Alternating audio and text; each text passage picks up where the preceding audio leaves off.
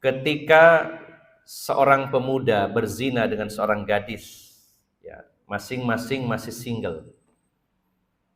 Kemudian dari hasil perzinahan itu si wanitanya mengandung anak di luar nikah. Maka secara hukum biologi, maka laki-laki tadi adalah ayah biologinya. Namun secara hukum Islam, laki-laki tadi bukan ayah dari anak nanti yang lahir. Dan ketika walaupun menikah di antara keduanya, apalagi menikahnya saat masih mengandung belum melahirkan, maka pendapat jumhur ulama yang menikah saat mengandung maka tidak sah pernikahannya. Dan ini pada saat ini banyak terjadi. Karena malu, kemudian dinikahkanlah dua orang yang telah berzina ini.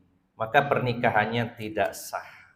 Seandainya nanti mengulang nikah lagi setelah lahir bayinya, nikahnya sah, tapi bayi yang lahir ini bukan anak dari laki-laki tersebut. Nah, rusaknya adalah ketika yang dilahirkan itu anak perempuan, maka si ayah biologisnya tadi secara hukum agama bukan menjadi ayah kandungnya secara nasab. Sehingga nanti ketika anak perempuannya ini menikah, si laki-laki tadi yang jadi suami ibunya tidak boleh menjadi wali nikahnya. Kalau menjadi wali nikahnya, maka nikahnya tidak sah. Memang harus jujur kepada pihak KUA, kepada Pak Penghulu bahwa perempuan ini dilahirkan dari hasil hubungan di luar nikah, sehingga ayahnya yang mungkin di aktenya adalah ayahnya, itu sebenarnya secara hukum agama bukan ayahnya, walaupun dia yang melakukan.